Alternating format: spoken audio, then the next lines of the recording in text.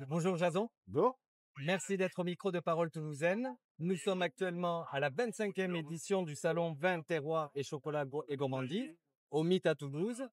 En quelques mots, pouvez-vous nous présenter le domaine de Parasol? ouais, nous on est un domaine viticole familial, bientôt 9 générations. On est un petit extrême par là. On est basé non loin de Carcassonne sur deux appellations en AOC. D'une part l'AOC Cabardès, l'autre part AOC Minervois. Donc voilà, plutôt sur des vins accessibles, vins de copains, packaging un peu décalé. Assez longtemps qu'on partage l'expérience toulousaine. On doit être un peu pas loin nous de notre 20e participation sur ce salon. Voilà, c'est toujours un grand plaisir de venir et à l'édition d'automne et celle de printemps. Merci pour votre réponse. Alors justement, en parlant de vin, puisque vous tenez bien donc un domaine, comment se porte la filière en ce moment? Ah, on va pas dire c'est pas la grande forme. Il y a plusieurs phénomènes. Une déconsommation nationale assez criante. Des marchés un peu saturés à l'export dans pas mal de destinations, marché qui se referme de manière générale.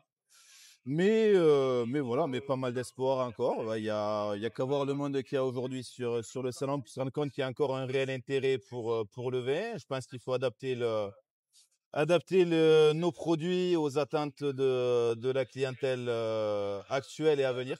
Voilà, de sortir un peu peut-être des sentiers battus, partir un peu, voilà, casser un peu l'image un peu stricte, un peu voilà, un peu guindé que peut avoir un peu le vin, qui paraît des fois un peu inaccessible pour certains, et voilà, et se rendre compte que c'est justement des moments de plaisir et de partage avec la famille et les copains.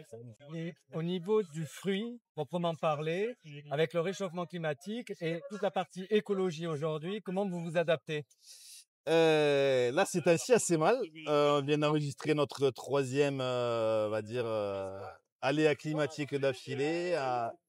En résumé, sur les récoltes 23, 24, 25 cumulées, ça nous fait ce qui devrait être une récolte normale.